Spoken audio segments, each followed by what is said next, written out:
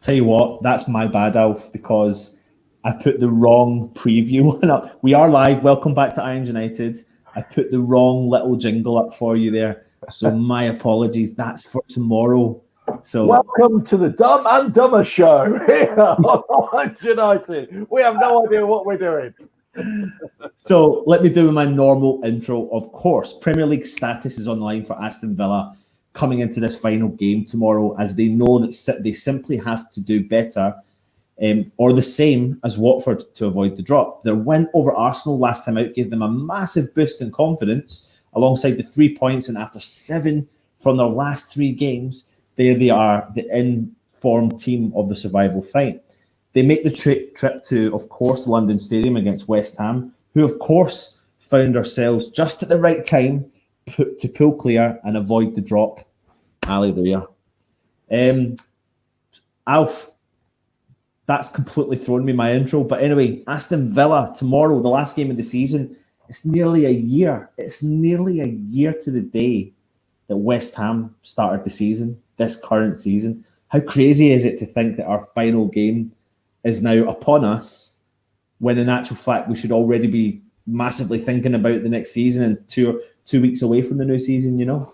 Yeah, it's nuts, isn't it? Especially as we thought we wouldn't even be restarting the season for a while yet. But look, I've got to say, you got to hand it to the Premier League, and I suppose the other leagues around Europe as well. I suppose around the world as well, that have managed to pull it together and get these games on. I always said when they suspended the league to say, actually, all we need to do is just restart it, get the games done as long as it was safe, and that's it. The season has to be ended, and they've done it. We've almost had too many games. It's almost too many games have been in such a short period of time.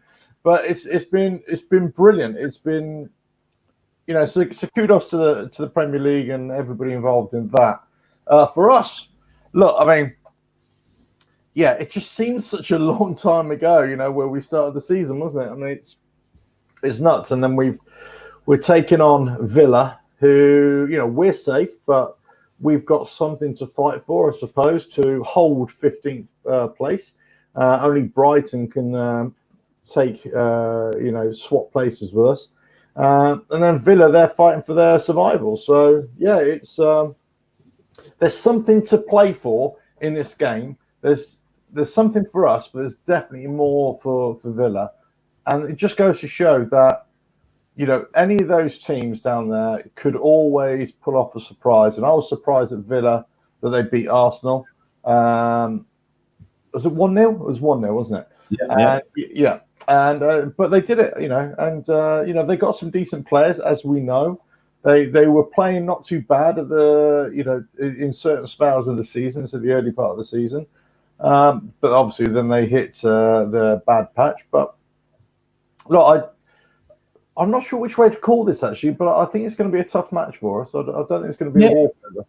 No, I definitely do, and it's nice that we kind of go into the final game of the season with no real pressure on our heads. But I suppose at the end of the day, it's still going to be important for West Ham to finish as high as possible, because according to all the rumours, and I suppose we all know it, West Ham are skint, of course. So the higher we finish up the league, the better. But before we come on to West Ham, Alf, let's take a look at Aston Villa.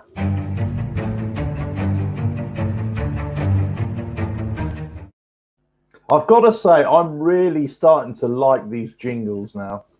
I'm really starting to like it. Now, first of all, I was kind of mocking you and saying, you're not. I've actually got used to it. Oh, here we go. Yeah, we've lost your hands. There we go. No, I'm here. You know what, guys? I'm really getting used to it. Yeah, right? No, I think a lot of people are giving us some decent feedback from it. So the biggest problem we've got is, everyone is aware, a lot of this is all copyright. So we need to be very careful about the jingles we work with. So we'll work on it for the new season. Don't you worry. We'll be back with more funky, or depends on what you want. Put your comments in. We're getting our act together, people. We're getting very professional here. Yeah, that's right. Absolutely. I've just realised that I'll only be drinking lime cordial from now on. But this is the end of the season show. So what the hell? Go for it. But listen, we are here, of course, to discuss Villa. Yeah. Dean Smith, the manager of Villa. Let me get you a little cheeky image of the geezer. He's done well, really, hasn't he, Alf, in the last, I suppose you could say project restarts. They've got 7 points in our last 3 games. Yeah. Last time out, they beat Arsenal 1-0, which was a great result. And then Trezeguet scored 3 goals in since project restart. And that's 3 more than he scored in his last 30 games for the club. Yeah. But then, project restart's having a really positive effect on some teams, but they are the informed team down there. What is it about Villa that maybe we should really worry about? I mean, let's not be stupid. Of course, we know they're in a relegation dogfight. Sure. But what's your thoughts on Villa? I think they're one of those teams where I think they are better than a lot of their results would have you believe. They are. They got Grealish. We know he can score some great goals and a bit of a playmaker, but sometimes he could be left out of the game, and the game is away from him. We know he's he's a bit of an odd player, really, in terms of his antics. But then again, he's a great quality player. But it's not just him. They've got players all around the park that can cause us problems, and I think they will cause us problems tomorrow. Sorry, my dog has just come to say hello to me. They will cause us problems tomorrow, but it's not just about him. I don't think this is going to be the Jack Grealish show. I think this is going to be. I think this is going to be the Dean Smith show, to be quite honest with you. Is that what we're thinking it is? Yeah, I think this is going to be a managerial decision-making, substitutions. This is going to be tactics on their part rather than individual players. I think because Dean Smith is, for me, he's one of those managers that's come in to Villa, he's sorted them out, he's settled them down. And yeah, look, it's this. They've had obviously a rough ride in the season, but I always thought that they had goals in them, and I always thought that they were better than being in the bottom 3. So what you can see, I always thought Bournemouth were going to be in trouble, but I always thought they had goals in them as well. So Watford just seemed to be on the real decline there, which I'm a bit surprised at. But I think a lot of people are surprised about, to be honest with you, Alf. But I mean, having a look at the side last time out, Villa played Arsenal. They won 1-0 at home. They tend to line up as a 4-3-3. And there is some quality within that side. I mean, we all know who Pepe Reina is and what he's done in the previous lifetime, and he's a decent enough goalkeeper. What we do know, though, is Elmo Hamady looks like he's going to be missing the game for Villa this week. So they're looking at getting a replacement young lad in. Their Scottish international McGinn. I mean, he's got quality. Good player. Very good player. He is a really good player, and there's a kind of there is actually quite a similar comparison from him to Snoddy, because his work rate is really up there, and he covers so much ground in the midfield as much as he possibly can. And then you look remember at the start of the season, the first few games of the season, McGinn was on a real great run of form as well, and lots of the commentators were talking about him as it's not the Jack Grealish show, it's actually McGinn. He's the one who's the key player for Villa, and he was kind of being thought about. So actually, other teams might be coming in for him. So that was right at the start of the season. Obviously, it all went off the board. I'm not sure if he had a little injury after that period as well, and that kept him out for a while. And they were missing him. And I know Villa had some key injuries, key players out injured, and that's where their kind of poor run of form sort of started in that period. But he's a good player. He's definitely a good player. Yeah, absolutely. Last time out for West Ham against Villa was 0-0 at Aston Villa. Yeah. But I mean, that feels like so long ago, Alf, isn't it? It's such a distant memory. It's hard to believe that it's actually the same season. I'll be honest with you, because I did admit in my last video that I'm not an in the know kind of fan. I don't know everything. I don't have any inside knowledge. In fact, I'm always in the dark. In fact, I don't know kind of fan. I can't even remember the Villa game. That's the problem. I can't even remember it. But to be fair, though, not many people would though, Alf. I mean, it is so long ago. I'm old now. I've turned 50. I'm drinking wine because, well, that's all I can drink, and that's it. I can't even remember it. Listen, just remember, everyone, we are live. Please make sure you comment.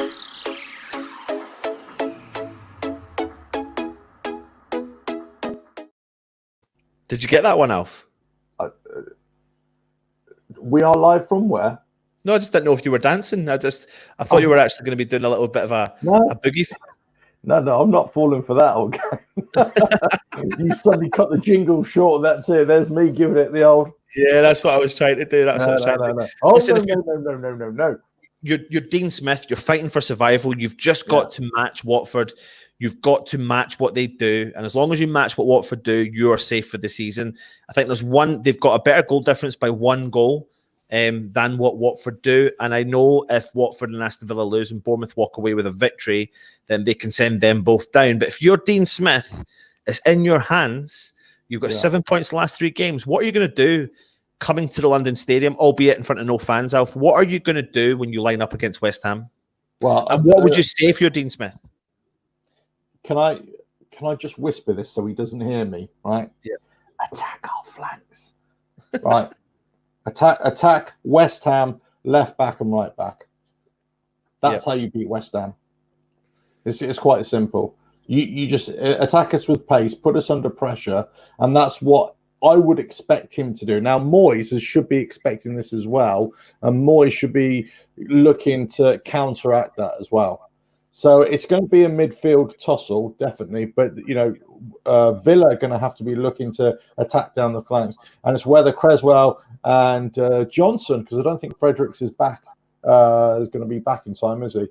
Whether they can stand up to it. My concern about Johnson is whether he leaves gaps at the back because he's quite enthusiastic going forward.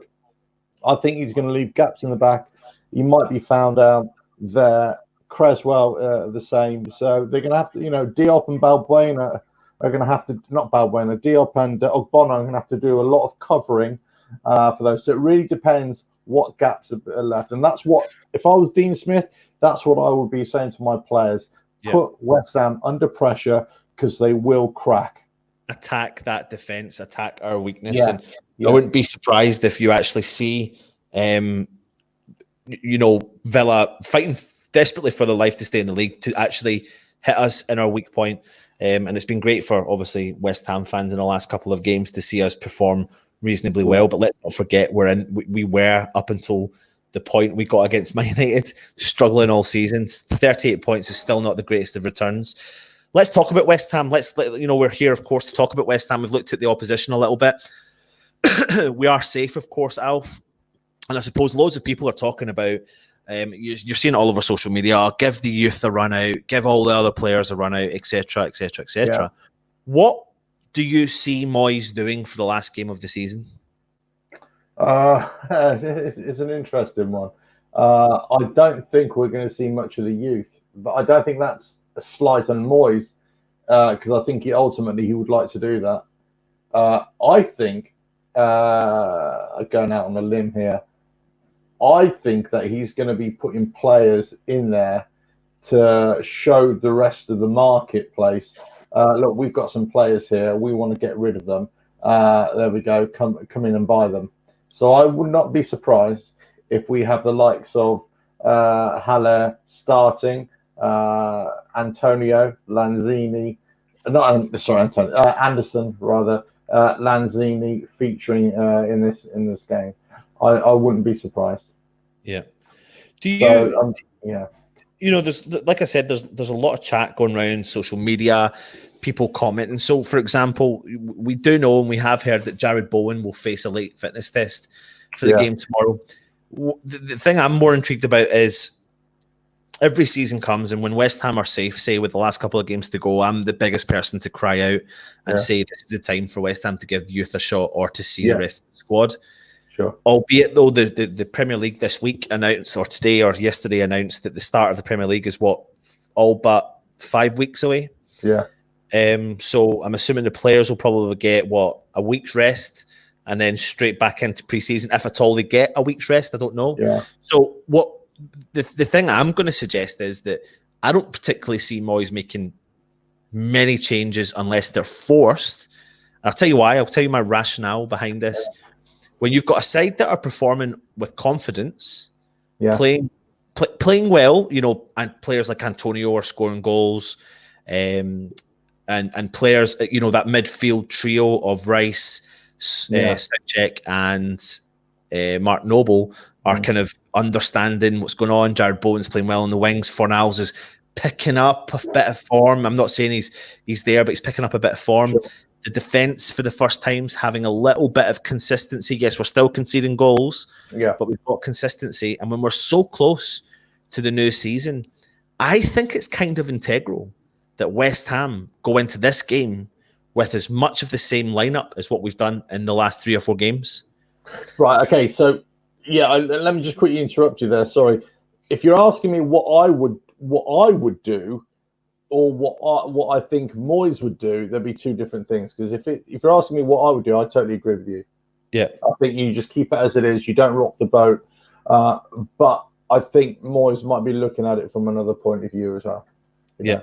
See, look, Moyes has got his, £2 or £3 million bonus. He's got that, right? So he doesn't have to worry about his job per se. He doesn't have to worry about the Premier League. He doesn't even have to worry about starting the youth, playing the youth, because we've got players now. We've got a consistency. Some form of consistency. We've got time to start blooding the players in from next season. So he's got time to look at those players. But let's be under no illusion. No manager is going to put in about 3 or 4 youth players out there. And we've also got to see what Moyes does, or West Ham do, I should say, during the off season or summer, if you know what I mean, with the likes of Cullen and Diangana and players like that. Are they going to come back into the setup? What are we going to do with them? Hugo, all these players, because you also see on social media as well, people. I'm not sure I understand the logic here. So if anybody's out there, maybe you can educate me a little bit. But people are moaning that West Ham are selling players, or will be selling players, to fund purchases or the purchase of players. I don't understand the logic there. What's the problem with selling players to fund the purchase of other players? I don't get it. Yeah, no, I mean, it doesn't bother me. I think it's you can't just keep on. Okay, we're going to keep on buying players like Chelsea, like Man City. We're just going to and never have them, never play them. They're just going to go into the under 23s or whatever. That's just for me. That's just a waste of money. Yeah, but I think there's within reason. There's probably quite a few. If me and you kind of understand within reason the business world. Yeah. So you have to make a really reasonable, good income from your business in order to pay out from your business. And if you're in profits, etc., you can then you've got a good cash flow, all that sort of stuff. But West Ham don't have the greatest of cash flow. We don't have a lot of money, so in order to invest, that's not to say that I'm not the board's fan, but they have invested money themselves into the football club.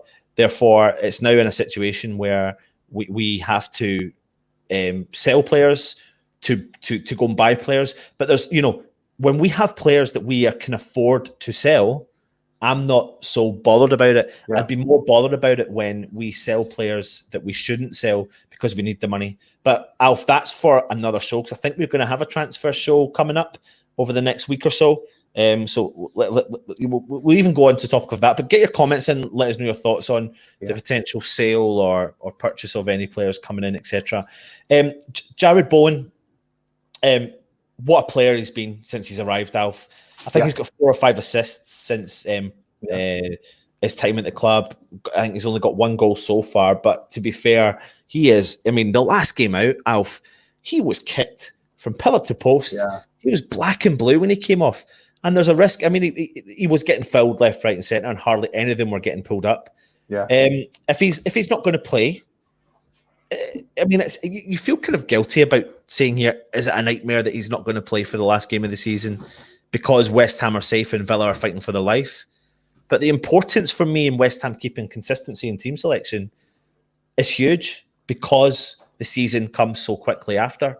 And our bunch of players in our squad, Alf, need consistency and need the positive vibes, the consistency in team performance, you know, the upbeatness and not the negative approach. And the concern is, it's funny, if you asked a lot of West Ham fans, would you want the season to kind of continue?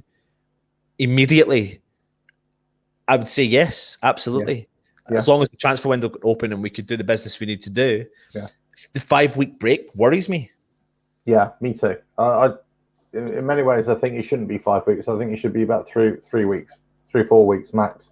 Yeah. So I'm with you. I mean, you know, just get back to the Man United game. I mean, I wasn't able to make the watch along, and I wasn't able to make the review afterwards. But I've got to say, and I agree with you, he was being fouled all over the place. But that Man United's left back, Williams, whatever his name was, he was, every time Bowen was going down the right hand side, I was just like, it's a free kick. It's a free kick. You're holding him back. You're pulling him back, and you know he was just you know being fouled all over the place, and he got kicked 2 or 3 times, and you know I'm hardly surprised that he's going to be a late fitness test actually. Yeah. And you know, so I think consistency is going to be a key thing for us. I think you know I don't want a big long gap either, but I think Bowen, more so than any other player, has kind of lifted the spirits of the whole squad. It's actually made them wake up. It's actually, and you could see it's a kind of, you know, a good virus, a good infection that's gone through the squad, or certainly the first team. Everybody's certainly started to lift their game a little bit. And it's notable that, you know, Moyes was trying to persist with Lanzini. He was trying a little bit with Anderson. It just wasn't working. And those players, okay, a little bit of injury, I know, but those players really haven't featured. Haller hasn't really featured as in starting position. Yarmolenko has come back a little bit and has done great in periods, but we think more of a super sub rather than a starter.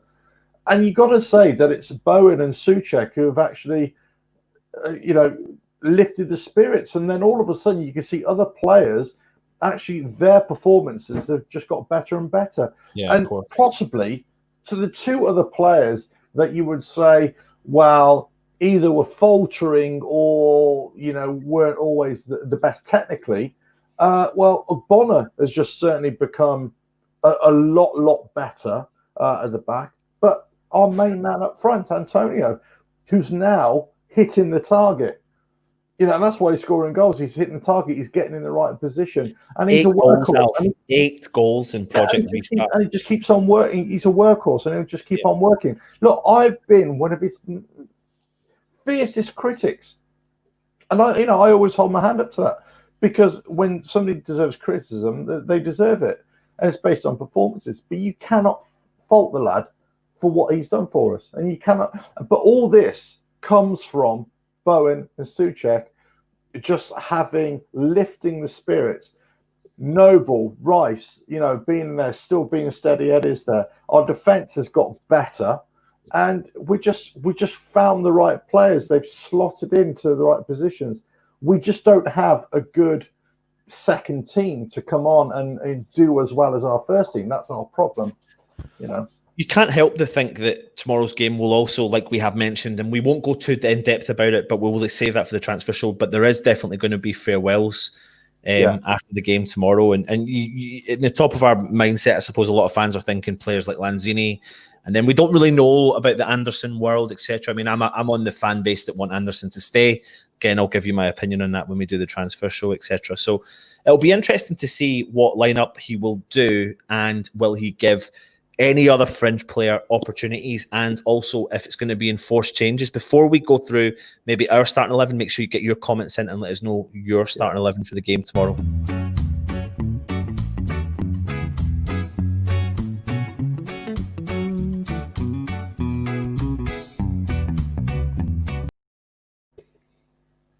It starts to get slower and slower there.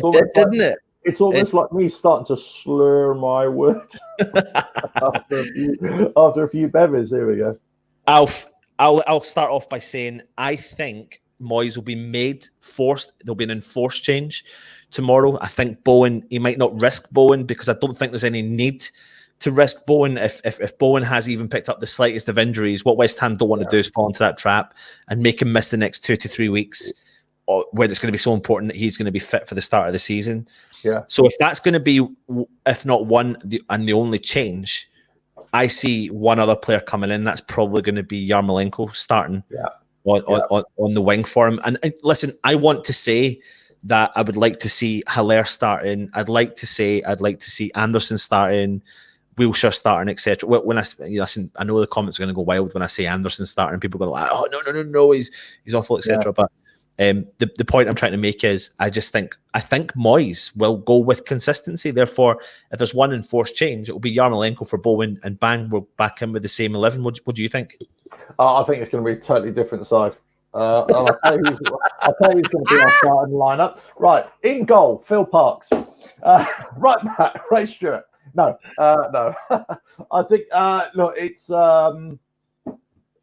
we've got to look at Bowen, whether he's going to pass any sort of fitness test, whether he's even going to feature. Creswell, I think, I mean, he picked up an injury as well, so I'm not sure on him. He might be a doubt as well.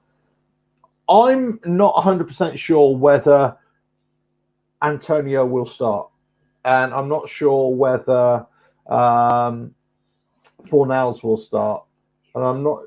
Because I look at Haller and I look at Anderson, look at Lanzini and those kind of players, and I say, right, okay, what are we going to do with them? You know, are we going to give them an opportunity to shine, or are we just going to say just going to be on the substitute? It's a difficult one because you're right. We're talking about consistency and getting the 3 points and keeping hold of that 15th position, but at the same time, Moyes has got to balance the books a little bit, and he's got to think about players and preserving players as well.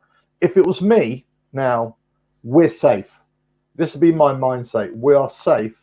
So my prized possessions, Antonio, Bowen, the likes of those, I would say, right. I would spare them, make sure they have a good, they can rest. Good pre-season and come back in 5 weeks, or 6 weeks, or whenever it is to restart the season. So and just keep them on the subs bench. And if we are losing awfully, then bring them on to save the day. But I would start with the other players for me. Yep, absolutely. I think we're getting loads of comments coming in here with people saying what they would start with. Stell's just joined us. Oh, no, he's not. He's on the chat. He's in the comments. He's in the comments. Sorry, I couldn't join tonight. It's all right, Stel. I'm deputising for you. Don't worry. Sorry, there is another bit of news coming out of West Ham, actually, and something we forgot to discuss was the potential that Creswell might be struggling for a start. And this is not a wind-up. This is not a drill. This is me being utterly serious that Masuaku may be in contention for a start tomorrow. And do you know what? Cover your ears, Stel. You didn't hear that. Masuaku is not starting. He is not starting. Yeah. So I'm going to... do you know what? If it is Creswell that starts, I think there's going to be... If anything, the changes I'm going to see tomorrow will be enforced changes. He'll have no choice in the matter. He's got to make the changes. I don't think we'll see drastic. The only thing I will think we might see that's different to what we've seen most of the game is, I think we'll see 5 substitutions used, and I think we will see them made. I think we'll see them made a lot earlier than normal. So start with the team that you think is the best team to go out there, but very quickly, we might see even a game of 2 halves with a dramatically different side in the second half, and that's when you might see Wilshere, Lanzini, Anderson, Haller and etc. And we'll see what happens with that. Before we move on, make sure you get your predictions in before we get down and dirty with our predictions.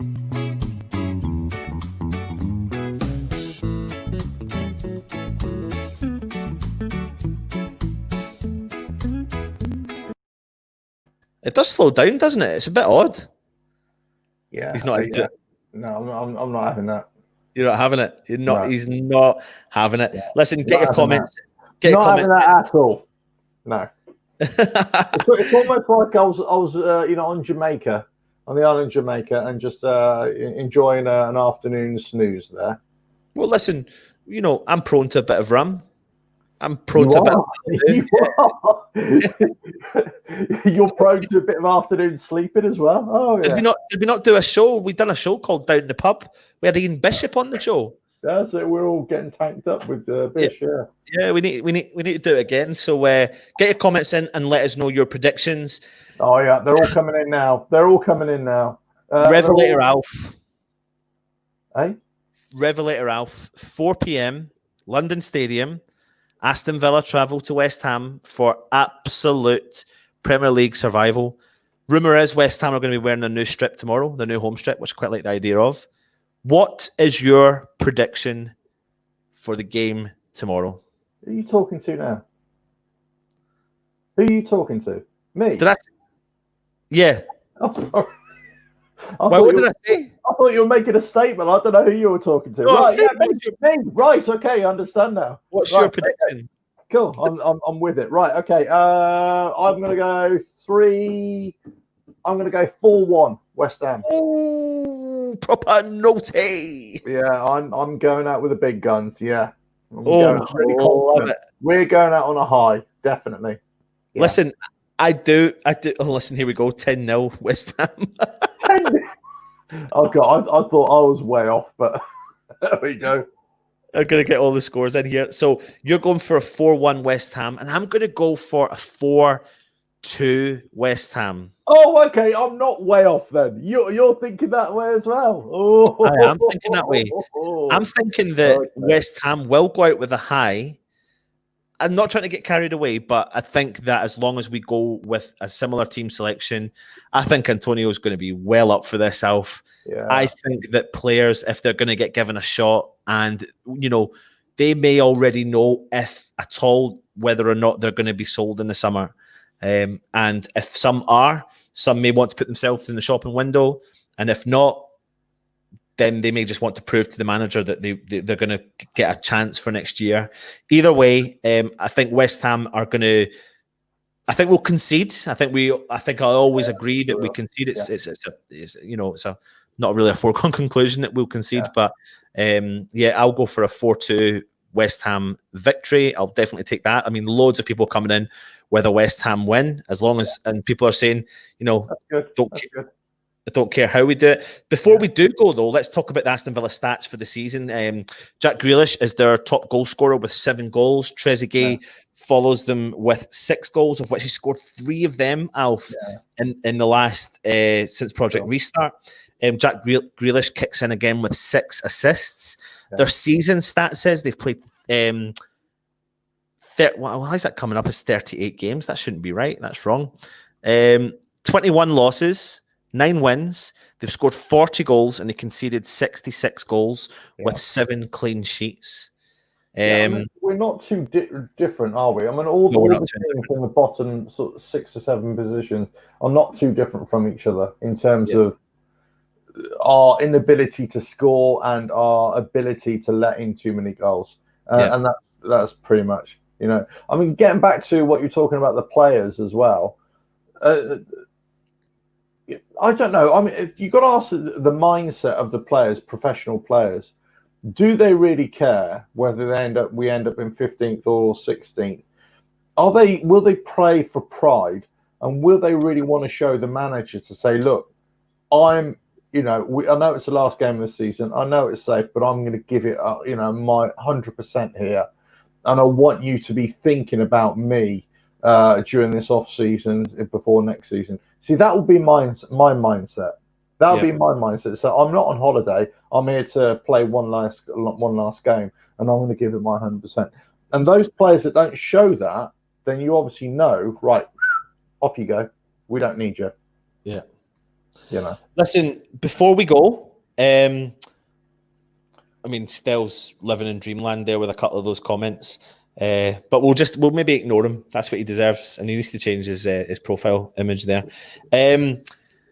Before we go, every place is worth £2 million as well. So I mean, that's 2 million more in the kitty. Thanks very much. Yeah, absolutely. Listen, tomorrow we'll be live to you with our match day live. We'll come to you with some team news. We'll be doing a watch along for the game. We'll come with you with a review.